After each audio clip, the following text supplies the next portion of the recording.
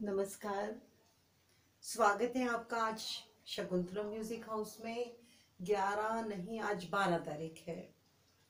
आप देख रहे होंगे कि 2 दिनों से कोई वीडियो नहीं आया, कोई क्लास का।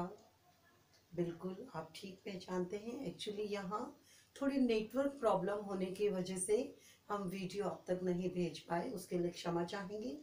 चलिए, आज 12 तारीख सैटरडे को हम समझते हैं थाट।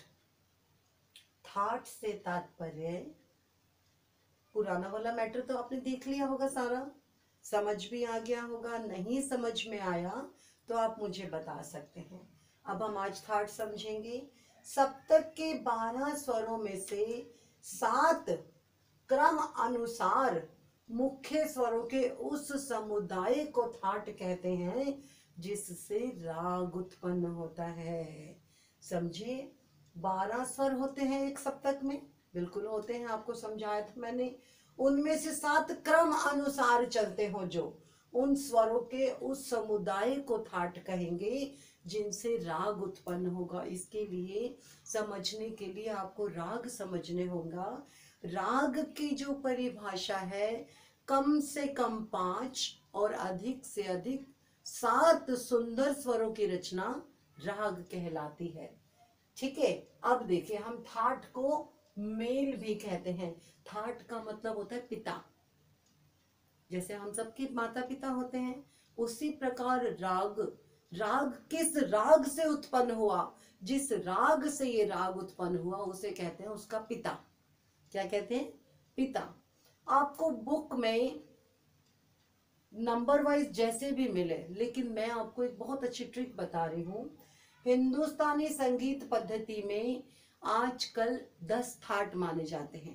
अब आज के समय में, ये तो जो बुक का मैटर था, लेकिन आज के समय में इतनी ज्यादा विकास हो रहा है कि थाटों से थाट, कितने थाट बन गए। अब हम मेन जो है वो 10 थाट हम समझते हैं। हिंदुस्तानी संगीत पद्धति में 10 थाट जो है, सबसे पहला थाट है बिलावल। कौन सा थाट है? बिलावल। उसमें सभी स्वर शुद्ध लगते हैं, कोई कोमल नहीं, कोई तीव्र नहीं। हम नंबर वाइज लेंगे, इससे आपको थाट, 10 थाटों के नाम को और इसमें कौन से स्वर प्रयोग हो रहे हैं वो याद करने की जरूरत नहीं होगी। कैसे? नंबर 1 थाट इज बिलावल, सभी स्वर शुद्ध। पहले वो देखिए जिसमें सभी स्वर शुद्ध हैं। फिर एक स्वर देखिए जिसमें एक स्वर कोमल है। फिर देखिए 2 स्वर कोमल है। फिर देखिए क्या एक स्वर किसी में तीव्र है तो उसे एक वाली पॉइंट पर ले जाइए। देखिए मैं समझाती हूँ। बिलावल थाट में सभी स्वर शुद्ध। कल्याण में, कल्याण को माँ जो है तीव्र लगता है, उसे हम यमन भी कहते हैं। कल्याण थाट में केवल माँ तीव्र तथा अन्य स्वर शुद्ध लगते हैं। खमाज नी कोमल तथा अन्य स्वर शुद्ध।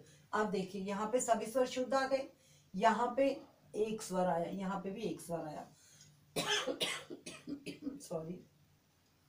काफी, अब हम एंटर करें जहां पे 2 स्वर कोमल है।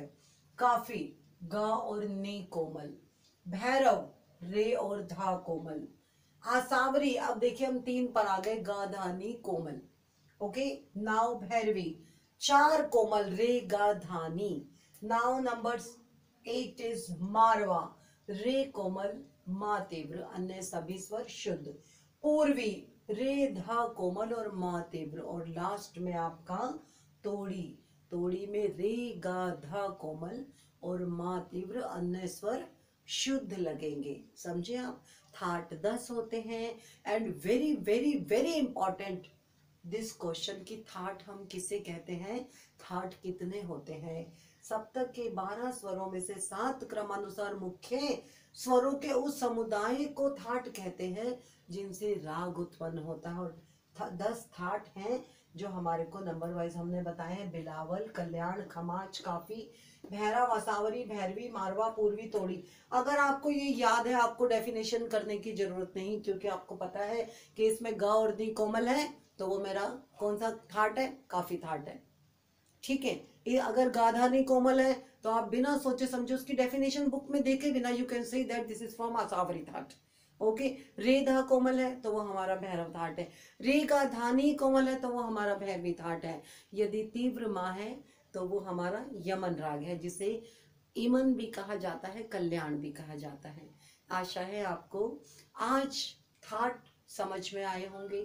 अगर नहीं समझ में आए तो आप मुझे बता सकते हैं, I will tell you again. Okay, so आज के लिए थैंक यू।